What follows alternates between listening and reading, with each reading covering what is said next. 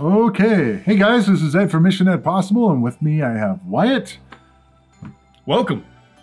But you're going to do your catchphrase thing. I forgot what it was. Don't gamble. These games are old. Yeah, there we go. Anyway, welcome to this week's episode of RetroGrade, where we go through, currently we're going through all the Atari 2600 games. Yes, by years yes, so far. So we are at 1980 Atari releases. Yeah. And so yeah, this week was interesting. Definitely had some good stuff and not so good things. So it's the biggest mixed bag thus far. I'm gonna instead of me going first, I'm gonna have you go first this time. Okay, let's see what we got first here. Oh, that's Pele Soccer, Championship Soccer.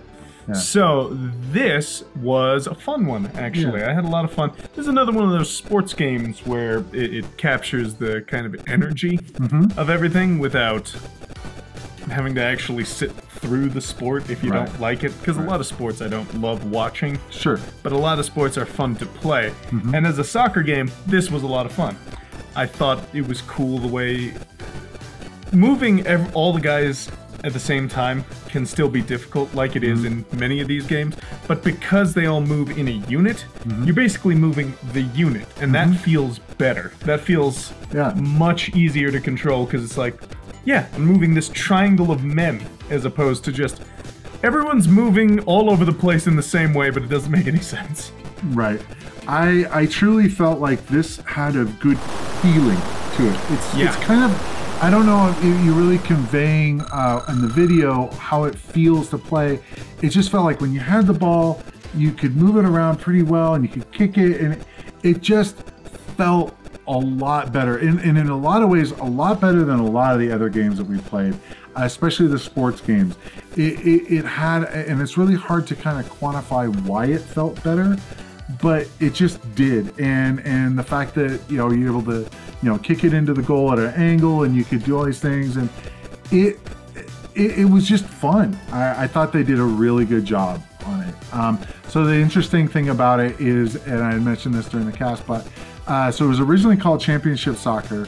Then they had a deal with Pele, and so they renamed it to Pele Soccer. And then that deal went away, so they renamed it back to Championship Soccer. I believe it was Pele's Championship Soccer still. So it still had championship. I don't know. All I know is I was looking up the history on it, and it was a little bit murky. So, but regardless of that, this was a very solid game. It was fun, and I think it's either A or B tier for me. I might change this later, but I think I'm gonna put it in B tier for now, because it was definitely fun, and football was A, and that's definitely better than, at least as good as football. Yeah. It's at least as good, I think. And being on the same console, I really think, especially because it didn't have any flashing, I've got to give it the. I really liked the when you made a goal. The fireworks. That was cool. It was completely unneeded, but it was such a cool, polished thing that they added. It felt good. Yeah. It made you feel cool scoring a goal. Yep. I'm gonna have to put this at A. I really enjoyed it. To be honest, I think it's probably the best sports game we've played, and so far. And so I would agree with that. I would play that again, absolutely. So. Circus Atari. Yes. Clown Breakout. Yep. Which actually, when you say those two words next to each other, that sounds like a horror game or some sort of like clown. Like the clowns are in prison, you're trying to break them out. Or like a clown first-person shooter. Like, oh, it's a clown breakout. There you go. Make it happen. But regardless, Clown Breakout wasn't very good. In my opinion, this game, not very good. It's not terrible. It's technically interesting because the animations very similar to what we played last week with Skydiver. No, it's not Skydiver. Canyon Bomber. There we go. Canyon Bomber. Actually, both of these things are relevant, but Skydiver, the animation of like getting squished and stuff was very similar. True. For Canyon Bomber, it also felt like a combination of things that didn't need to be combined. Yeah, my biggest problem with Circus Atari was the fact that when you hit it and it looked like it was fine, he would just go up just a little bit and not high enough to pop any balloons.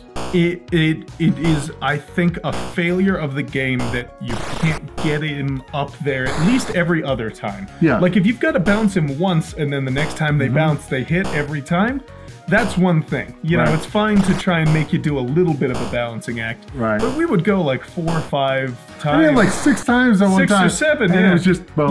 You were basically just playing like solo ping pong with him. Yeah. And it really fell flat, and we only popped like a few balloons between the two of us. The whole time. Yeah. And it just, the way that you had to, he could only hit on one side of your teeter-totter because the other side, he'd just fall flat. It didn't feel very good. It was well animated and interesting, so I think I'll put it at C tier. Yeah. Just because I do appreciate the technical advances that it shows. In the 4th year that we've looked at, it's really cool to see the difference between Breakout and this. At least as far as animations. Style-wise, though, dog water. Otherwise, but you know, is when we eventually maybe get to the Atari 8-bit, there's a game called Clowns and Balloons that I really loved as a kid. And it's the same idea. You're popping balloons, but you don't have to worry about getting on a teeter-totter. It's just like a little trampoline thing and the guys are walking on it. But it feels so much better and is a lot easier to play. I'll have to show it to you sometime. And the interesting thing is that they could have done that and it would have been easier to translate Breakout to that than this. They're having the two. I'm gonna have to put it at C tier as well. And there was no catch option. They were very limited in their modes. It was like breakout, breakthrough mode. It was weird. They referenced breakout. It was trademarked. Yeah. In the menu. they made sure you know. Yeah. This is trademark breakout. So it is breakout essentially. Yeah, that's just weird. It was not my favorite. Yeah. But Dodge'em, I will say, interesting game. Now the next one on our list. Car game, sort of a combination of Pac-Man and like a demolition derby, right? Where one of you plays the ghosts. Yeah, kinda. I think the concept is very interesting.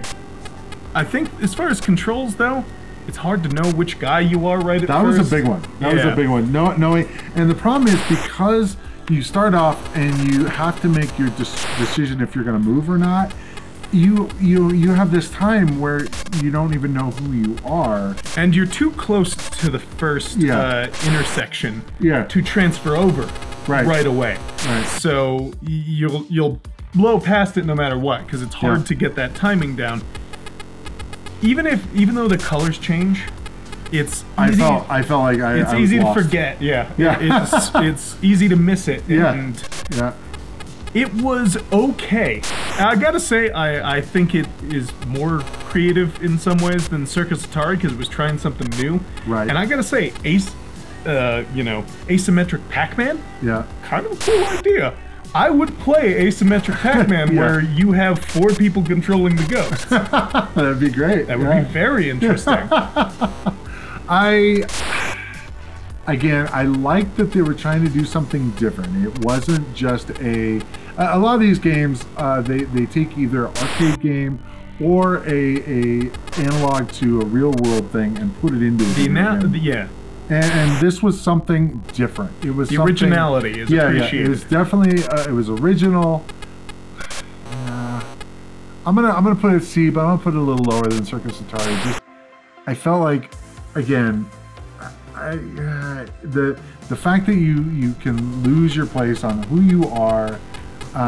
It was really odd. It seemed like it would almost be better if you were just trying to compete for the dots. Instead of that's kind of what I thought it was going to be at first. That also is part of the issue. Is right at first I was like, is this a one-player section? Why am I not collecting any of these dots? It could have been avoid crashing and collect dots. And you've talked about like the theming kind of aspect. If you almost just had it to where if you had 2 creatures, Pac-Man, whatever, just trying to collect dots and you're trying to get it more than the other person, that could be kind of neat. If you added a couple more flares to it, it'd be the similar thing. Mentioned something.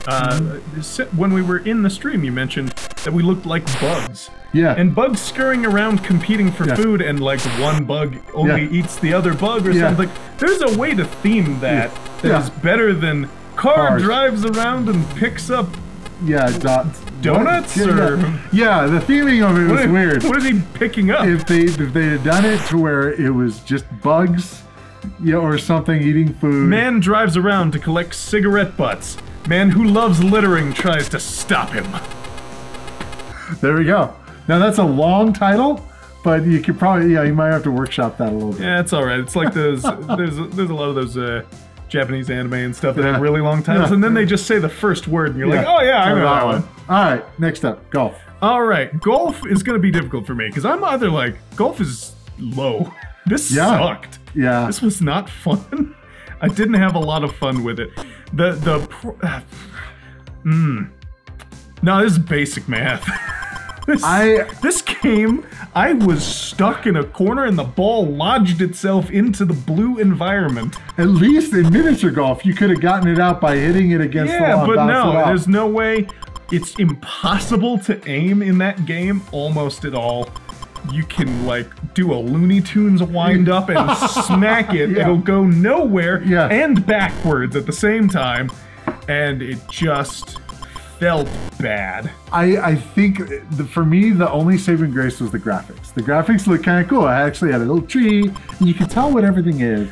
And the guy, I mean, that looked great. The animation of the guy, like, winding up is interesting because that is almost the first sort of indicator, like the meter we were talking about. Yeah. Where it's like, you can tell how strong it is because of how far back he's going. But they missed the mark on actually hitting the ball. And then it's like, why'd it go that way? Yeah. How does that make sense? And the manual kept, like, saying... Perpendicular. It goes... perpendicular. The way you kind of describe it, it's more of a bat than a puck or a club. Yeah, and it's like, okay. So like, you're logically, as a person who's ever heard of golf or seen it, you hit it with the end. Yeah, but you could you were trying to hit it with any part of the club. Right. Like it's an actual, like, branch of wood club that you're gonna bash them with. Yeah. Terrible experience. Now, it is one of those things that I think if you learned exactly what they were trying to get you to do, it might be better. Like, there may be a learning curve involved. So I'm gonna have to give it a little bit better score just because the graphics, they were trying to do better stuff with it. They missed the mark on actually hitting the ball, which is kind of the most important thing in the game. Yeah. But we could at least finish a level in miniature golf is what I'm saying. Yeah, that's true. We never even got close. Nah, man. And we were of like 70 strokes. I had 80-something strokes. Look, if you ever go golfing and you get to 80 strokes, go home. Just give up. Leave. I'm gonna just go for a D just because I think they were trying to do something better. But yeah, they missed the mark. Wander off into the water hazard and just disappear. It's okay. We all understand. I would do it if I got that. For one thing, the people behind you are going to murder you. Oh my God. This is a poor 3. What's going on? He's been here for 6 hours. Stay on your side. Never. All right, we've got Maze Craze. Yes. Maze Craze is a solid D for me. Yeah, I had a problem. It's like, was it 2-player? Kinda, maybe. It was. We could never figure out how to play the damn game. No, and also. The fact is, it didn't need noises when you hit a wall. Oh yeah, that was annoying. It was like. I assume it's for the mode where everything's invisible. Yeah, but who's going to play the mode where it's invisible? I guess if you needed more challenge. Could you imagine playing that invisible mode? It just would be constant, that noise too. Because that's the other thing is like. Even though I understand the purpose of it, it's just annoying and grating. Yeah, especially if you can see what's going on. Bang, bang, bang. Oh, like you could still. I think still the mazes. You were going through a maze. I know there was a mode where you were supposed to catch robbers, but it wasn't very. Yeah, and it should have been. It was like 2-player, kinda, but it didn't work, and I don't know why. And I don't know if it's what it was about the game, whether it was us or something else, but I would press a button and it would make a noise, so it was receiving inputs for me. It's just the game didn't like to work for it, and so I'm just... this is just for our experience. If you're a maze crazer, as they're called online, yeah, of course, a maze crazer, I don't blame you. Just not for me. What did you say was it? Wasn't it the trackball? The track ballers, I believe. Yeah, it was like there's a forum for that or something. Yeah, it was like they were people that are into the trackball for the 2600 and good for them. Yeah, good for them. Yeah, but the trackballers. But yeah. I'm not a maze crazer nor a trackballer, but I'm a lot closer to a trackballer than a maze crazer after playing that. Yeah, I was confusing as hell to me. I didn't really feel like we were getting anywhere. After playing for like 10 minutes, I didn't feel like we knew anything more. I mean, all these other things are flying around, and I was like, wait a minute, but you're just stuck in one spot. Didn't know what was going on. I was up. I was demoralized by the situation. I was not having a great time. But with our next game, I do think it was more fun. Night Driver. Night Driver also known as... Oh yeah, also known as a drunk driver simulator. There you go. Yeah. Drunk driver simulator. There you go. You've had one too many at the bar. You've had one too many, and you're going home, and all the parked cars seem like they're moving. Yeah, because this... So that's right. If you stop, the other car would be there. They were not moving. They were parked. They were parked. I was driving on this empty track or whatever. Very fast. Very fast. So much so that the lines are going all over the place. I apparently live at the end of the world's windiest road. One that you should definitely, not that you should ever drive drunk. No, but definitely don't want to be driving drunk on that road. Maybe extra if this is the instance. Yeah, call an Uber. Come on. Oh my God, just everything was wild about it. It was terrible. Terrible in that this guy is absolutely a monster. Yeah. There are houses on the side. There are no racetracks with houses right there. Yes. At least none that I know of. Yeah. Leave a comment if you live like 10 feet from a racetrack. Yeah, exactly. Cheap house, maybe. Yeah. Just have to worry about the occasional car coming Yeah. This guy brings down the property values in his neighborhood as well. Right. I'm gonna give him a C-. Okay. The game was kind of fun. Like the actual moving, the moving of the lines was very smooth. It was cool to watch that animation. And I'll admit, it was kind of fun trying to get the reflexes down. It's a very like twitchy reflex kind of game. Right. It's just not great. It's not one that I would play a lot. It's just one that, if you had 15 minutes to kill, really fun game. If you've got more time than that, probably want something. There are others that are better. So I felt like one of the things that they did is they spent a lot of time on the car graphic. Oh, the other car. Oh yeah. Not yours. Your car looked like crap. Looked like a dumbbell? Yeah, something like that. Yeah. But the other car had actually had detail and had like multicolors and it had headlights. Yeah, it was actually cool looking. And it's just like, why couldn't they have done that and then maybe make a different color? I had issues with one of the problems when you're dealing with a vertical scroller is when you get going fast, seeing stuff and being able to react to it you don't have much time. And so if you see, you see a car, you don't know necessarily what side of the road it's on. No. And so you have very little reaction time. So what I ended up doing is I would hit the gas a little bit and kind of when I see a car, okay, slow down and kind of be a little bit more strategic with it. Overall, I thought that it was okay. It was was enough to where we played it for a while. Yeah, and as an adaptation of that one scene in Wolf of Wall Street where he gets on Quaaludes and drives home. Oh yeah, there you go. That is that simulator. For being an adaptation of that scene, there you go. Way before that movie came out, very ahead of its time. Yes. I gotta say, not bad, but there you go. That'd be a good clip for them there. Like that he's thinking he's all perfect and everything, and then it shows it at the end. Yeah, well, his car is totally jacked up. Well, just put. Here's what we gotta do. Here's what we gotta do. We just gotta put No, don't put the scene, because you know what the scene is? It's this game. Just take Leo's head and put it right there on the car. Perfect. Yeah, You've nailed it. Anyway, let's go with, for me, I'm gonna have to go with a C, I guess. Technically interesting. It was okay. Yeah, and that's kind of where C- lives. Yeah. It's all right. It's okay. Here's getting back into the fun though. Yeah. I liked Othello. Othello. It's Othello. It's Othello. It made it so that it was pretty obvious what you were doing. If you'd never played Othello, didn't want to read the manual, it was pretty clear fairly quickly what everything did. It taught you quickly enough that you wouldn't get overly confused. It's like, oh, in order to place, I have to have one on the other side. Yeah, I have to have one on the other side of the chasm in order to place. Perfect. Simple, understandable. It's not too complicated. That, I think, is a good mark. Because, and I think just picking Othello is a good game for the 2600 because you don't have to have 1 million complicated rules, so you can do it well. Very well.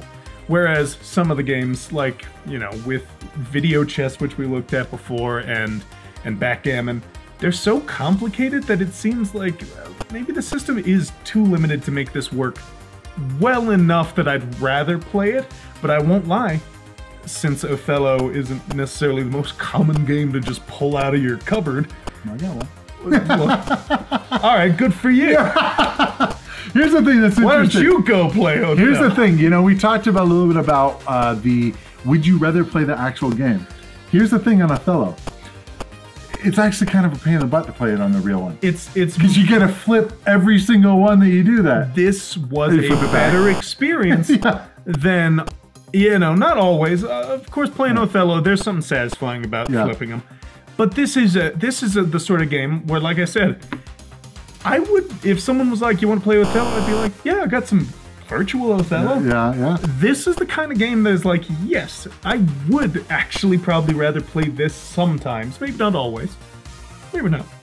But sometimes I'd be like, "Yeah, Atari 2600 Othello. Let's do it." Yeah, and it's got an Animorphs cover, which is pretty great. It's the Bee Gees. It's the Anna Bee Gees. Anna Bee Gees. There you go. There's something wrong about that. Yeah. All right. So I'm gonna probably. God, I keep copying you. I'm gonna put it in a B tier as well. Because I have great opinions. Yeah. That's it. That's it. We'll go with that. Anyway, I've played various versions of Othello over the years, and while it's not a game I go to much, it's a pure strategy game. There's something satisfying about you get the right move and all of them flip, and then the next move they all flip back and all that, and so it's. I think they could have made it a little bit better by making them circles like they did in checkers. Yeah. But other than that. Not really much else they could have done, I think. To their small amount of their credit, if you look on the cover, they are squares in the cover too. Interesting. So they were consistent. Yeah. They played with their theming and they knew what they were doing. So, fair enough. But now we've got a big one. Space Invaders. You were calling it like the first killer app and stuff. That's my opinion. And yes. I would say I agree. I had fun, like genuine, like I kind of want to play it again kind of Space fun. Invaders, absolutely. In the arcade especially, it was huge, and the 2600 was the one able to bring it home. Right now, out at the arcades, by the way, there is a Space Invaders. I'm gonna put this back for a second. There is a Space Invaders where you have like cannons that you're aiming I think at a I've big seen screen. that. Yeah, super fun. Go play. I haven't played that. They've been doing this like kind of revitalization of arcade games. They did it with the huge Pac-Man. They did it with the Battle Royale Pac-Man. Oh yeah, that was super fun. I have spent a lot of money on that with friends, and it is hilarious playing that game. Going to a 1-up and and just playing.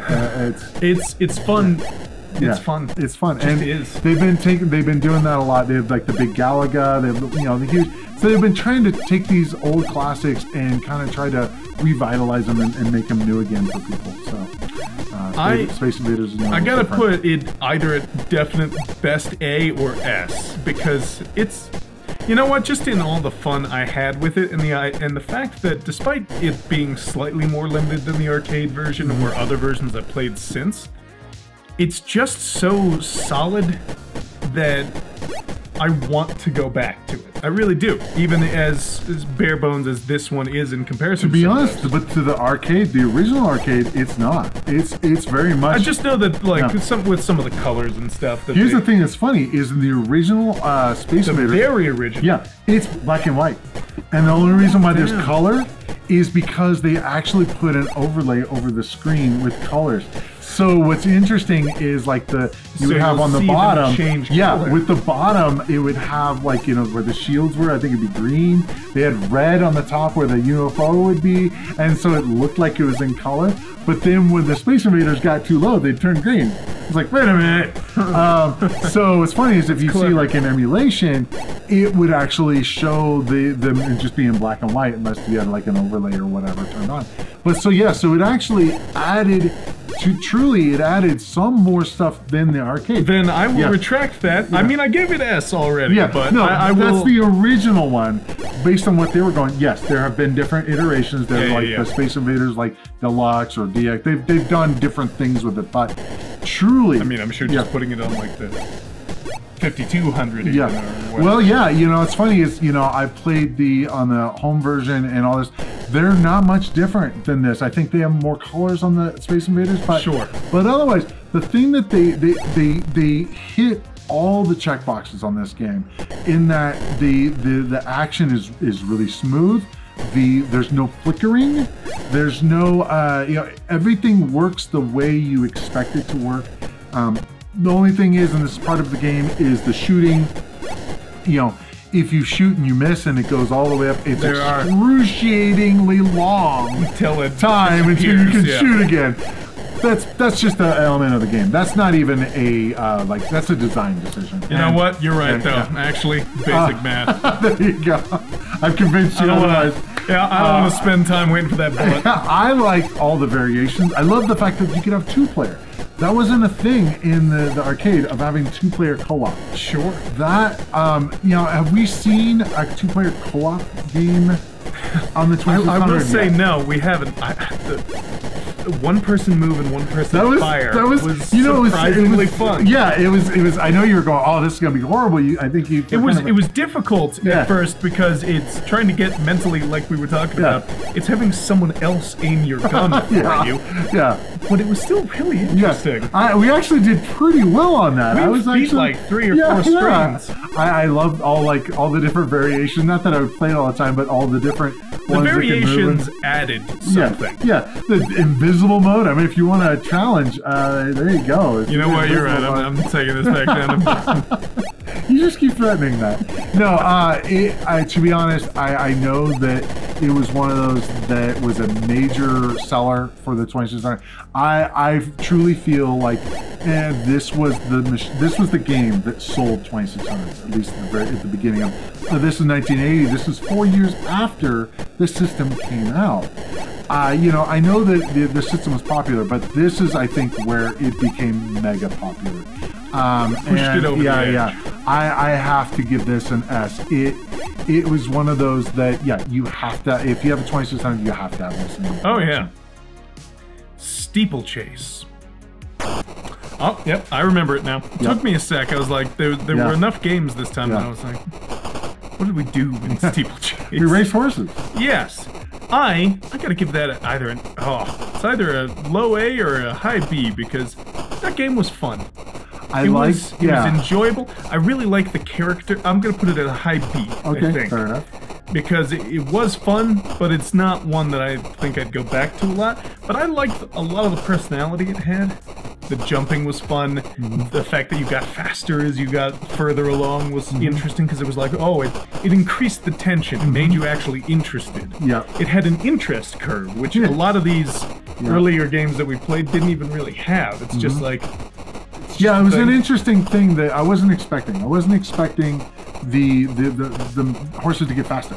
Yeah. You know, I was like, oh, wow, when it started getting faster, it became a lot more fun. You're like, oh, wow, I got to jump a little faster. Oh, a little faster, a little faster. The ramping was escalation. Yeah. I like the fact that you could actually have 4 players at once, and they're all doing kind of their own thing and jumping. And I could see that being really fun with 4 players. This is another thing that, at least in the manual, it doesn't, come across in the game as much because they can't really do it much. But they also started injecting a little more personality into a lot of these games. Like the names. Yeah, in soccer they had like Crush and Completely. All these weird names. Yeah, these weirdos, Nick Danger and whatever. But in Steeplechase they had the names of the horses, and it was like, that's unnecessary, but that's cool. That gives a connection to it that a lot of the other games, just by virtue of being sticks and no names and just fire a guy out of a cannon and land him in a basket, you don't know who that guy is. But in just that little way, it makes you feel like, that's pretty cool. The animation was good. Yeah. I liked the action. It felt good. I'm gonna probably put it. I'm gonna put it in an A tier. I enjoyed it. I think that it would be. I think it'd be a lot of fun with 4 drunk people. I think it would be something I won't lie. You gotta change it. I'm gonna bump it up because of a thing I just remembered I said that is very true.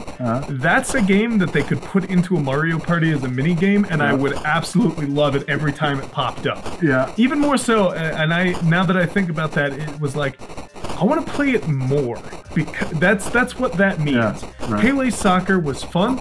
I wouldn't want to play it tons more. Right.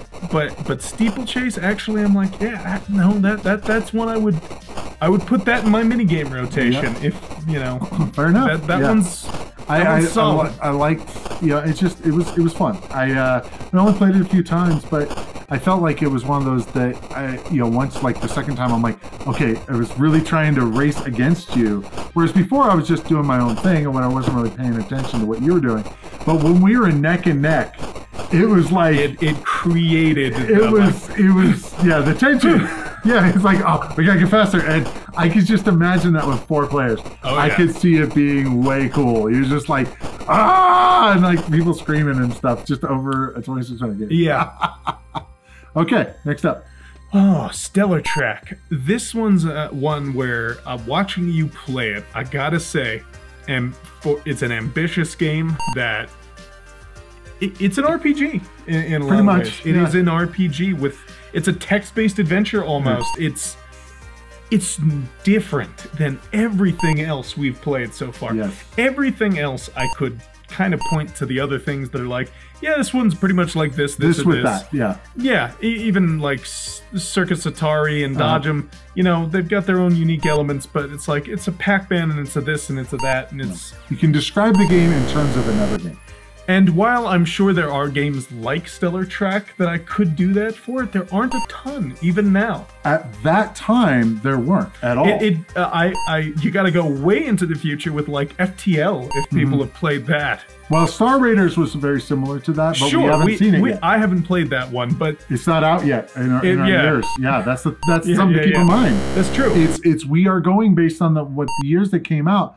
Star Raiders, which is very similar to this, wasn't out yet. So this was before then.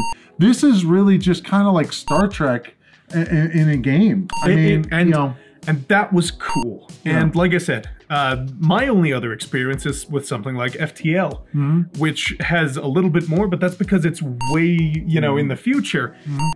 The fact that this gives me that vibe in a very positive way, I think is huge. I think that's a really cool game. It tried something super unique, and I am happy to have played it. Or at least watch you play it. At first, I was a little, seeing a wall of text is a little daunting at first, but I'm like, okay, let's just figure this out. And I was kind of worried about it. We haven't really seen text used much. Basic programming, which we couldn't really check out. It looked exactly like basic programming as far as like how it spit it out. It was just the status screen of just showing all your stuff. But it was like, okay, so, it was kind of weird. select and start just kind of switches between modes, and but it did stuff that no other game up until then had, and it was actually pretty intuitive once you know, like, and they could have actually done a little bit better on saying, you know, what course. Well, it's like, I want to go, you know, they could have done it with an arrow instead of a number, and that would have been cool. There were definitely small ways they could have improved, but the fact of the matter is, it was just well executed for what it is. That is a game that I could see playing again. You are racing for time, so that like the star dates count down or whatever. So at the beginning, didn't really know what was going on and how to be the most efficient and how to destroy the aliens and stuff. But you know, the fact that you had choices on if you were going to do the photons or the phasers or whatever, and they did a really good job of it, and I was really surprised. I had no idea anything about the game.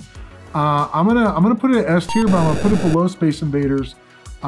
It's one of those that for me it was a sleeper. I had no idea, and it was just a lot of fun. Now you might even come back to it. Yeah. That seems, again, like the sort of thing where doing a stream of different stellar track runs actually sounds fun. Yeah, I mean, we could, you know, eventually do that. Leave a comment if you'd like to see something like that. If we want to do some of these, the higher end games. And who knows? I have no interest in playing, you know, golf for a couple of hours, but $500. Yeah. I'll play golf all day. If you're paid, yeah, maybe. But in all reality, But you know, playing stellar track and then eventually even playing like FTL or something like it to show those comparisons in that arc. Yeah. It's just an interesting point in gaming history, in my opinion, that game. But going on to friggin' video checkers. Yes. With the, I didn't mention this when we were streaming. The art with the king and stuff is like, what's going on here? Yeah, I don't know. It was fine. It was fine. It was sort of obtuse to try and move. The controls were bad. They were terrible. It's checkers. It shouldn't have been. Because here's the thing. They wouldn't let you move up and down through the white spaces because you can't move onto the white spaces. So you had to move diagonally, which can be very difficult to do it on the specificity that they need it to move. And it was also, the refresh on it was not immediate, so you would go diagonal and it wouldn't do anything. So you really, what I ended up doing is holding diagonal and like just keep messing with it until I got it right, and then it would move. Yeah, I eventually started to do that every time. Like if you wanted to go from left to right, you had to go do, and it was just like, I know what they were trying to do there, but they shouldn't have. Just move around anywhere on the board. Yes, the white squares are not ones you can use. That's okay. Just have that. They have the really annoying every time you did something wrong anyway.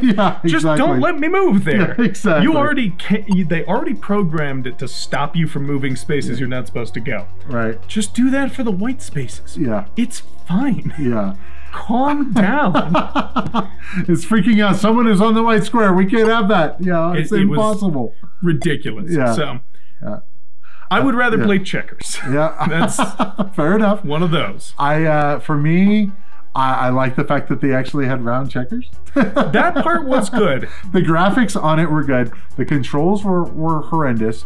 They implemented checkers. There was a couple rules like the jumping thing. I was like, I'd forgotten. We both forgot. Yeah, I never. But you have to do it. I didn't even. It is necessarily. A thing. It is a thing. I'm sure it is. I'm not sure I ever played it that way. Maybe that's just quite possible. Yeah, but you were cheating. That's what the problem was. Yeah. Well. Yeah. Other people needed a chance. You know? Yeah. I think it's funny how Atari had this obsession with putting video before every title. Video chess, video pinball, video checker. And it's just like... we get it. Yeah. They were also obsessed with putting these on the system, where in many regards, I don't know that it was 100% necessary. Yeah, it was default. I mean, they didn't really have any good ideas for games or something. It's like, let's just do a game that already exists and let's just do make a video games. What's a video game? What's a game? Chess? Put that. Let's do that. And maybe some of it is because you know, people, it was a new medium. They, you know, sure, people and I get that. know, and so they were like, let's put stuff that people could understand. Like if you look at this Stellar track, they're not gonna be like, I have no idea what the heck that is. There is a certain level where you have to give them some grace for that, and I do. Mm-hmm. I do just think though that in retrospect, maybe an unnecessary move to push it to do things that maybe weren't really fit for the time. Because I get it, you know, you want to put the things that people know, but I mean, even to this day, you know, you can play all these virtual chess and checker games, but it's just, they, you know, they're not gangbuster sellers anyway, right. So I'm putting mine at C. I thought it was, like you said, it's okay. It's probably I mean, we didn't play the whole game. No. Are you just trying to copy me, sir? Is that the deal? I put it up there and you're like, oh, I have to. Well, I realized I liked Dodge 'em better. And then I was like, do I like Circus Atari? You know what? Hold on. I gotta. Are you gonna reorient? Or okay, fair enough. That's allowed. Yeah, no, I probably had more fun with Quaalude Simulator or whatever we're calling it now. I love coming with like alternate names for these games. It's because it's just lame. Night Driver. I mean, that, you know, as far as names go, that was actually not bad compared to some of the others. Just but, not really. Yeah. It's just, hey, we can't really do anything other than a black screen. What do we call it? I'll call it Night Driver. There you go. All right. Video pinball. You're up. I think it was fine. That's pretty much it. It was fine. It didn't have it was wide instead of narrow. Yeah. It would be kind of funny though if they put out a game and it was like what happened to the rest of the screen? Am I going to put score over there and stuff like a lot? That's a challenge that they've pinball games have had forever, and it didn't help when we went to 16:9. You know, nowadays if you play a video pinball game or whatever, they move the screen so you can see where your ball is, so it has like the idea of a bigger canvas. But yeah, it's really hard to make a pinball game that's narrow on a big wide screen. Sonic Spinball, did that thing. They did it to where it worked. And I understand that. I don't know that that's really a possibility. Yeah, it's just still limitations of the system aside. It was fine. It was cool the way they did it. The score was kind of interesting. The sounds were nice. The fact that they did some good sound effects. They weren't annoying or grating. They were like, yeah, these are pinball sounds. Yeah. It just also there were literally just like a set of stairs on either side. It just kept going back and forth. It's like, this is not what happens in pinball. It would bounce slowly down the stairs, then get a little bit of wind in it for some reason and go like this for 2 minutes. Yeah. And so I just don't. I would rather play that Windows version. Yeah, oh, the Windows Space Cadet. That was a great game. Fantastic. It's one of those things that a lot of people cut their pinball teeth on that game. Yeah, and it made a pinball fan of us all. Yeah. Video pinball. I see where they were going with it, and something I was mentioning during the stream is pinball games back in the 70s and before didn't have a lot going on. They had some stuff, but it was, you know, pinball machines now have tons of stuff that the ball can interact with, and the ball goes crazy or whatever. And a lot of older games, the ball would just be kind of moving around and kind of, they didn't have as extreme of an angle before. A lot of the old games were almost flat. So the ball would take its time coming down. It wasn't like it is now with it coming straight down to the, you know, the flippers. And so they were trying to kind of mimic pinball machines of the age. So of course, and I know that in the later 80s things got better, and maybe if they'd made it then, it would have been different. Yeah, I feel like the physics of it was pretty cool. I think that if they would have just added more stuff to the game for the ball to interact with, like, you know, bumpers and like doing all these things, it could have been a better game, even with the limitations. Just make the reason that it takes forever to get to you make them make it more visually exciting. Because it just bouncing back and forth is not just like waiting, and don't dare put your flipper up there. No, because it's gonna hit. Then it'll perfectly angle underneath it. That's not a thing in pinball. No, and there's a there's not. It's just not really. I mean, the most you get on a normal pinball is like this, and like that, and so it was just kind of. It wasn't great. It wasn't horrible, but it wasn't great. So I'm gonna have to put it probably C tier below Checkers for me. It was okay. It's not winning any awards. Putting Base Craze down. I thought about it. I've been thinking about it the whole time. I didn't. That game sucks. I can't disagree. I'm done with the list now. Not going to change anything else. But I got to say, this year was very interesting because it had one of the, I haven't had a ton of S's myself so far. Space Invaders, 3 A's, pretty good. And the C's, they're all fine. They're functional and at least... A lot of mediocre games. Yeah. But then also terrible. It's either... We had a weird distribution this time. We have kind of a curve here almost. Yeah, a bell curve. But I'm excited to go forward because seeing this context is really interesting, even for a lot of the games I still play today. Just seeing the through lines that I'm starting to notice. But anyway, I think that's Jinx, you owe me a soda. Yeah. All right, everybody. You gonna close us out here? See you next time. See you on the next adventure. See ya. Do you say anything, or do I just say, "Hey, thanks everybody"? I just let you just keep. All right. You know what?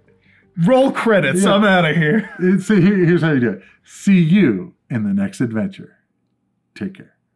Thanks for watching. If you enjoyed the video, be sure to hit the like button. If you'd like to see more of this kind of content, be sure to hit the subscribe button and ring the bell. I post new videos all the time and I wouldn't want you to miss any. If you'd like to see more of this series, be sure to click up here.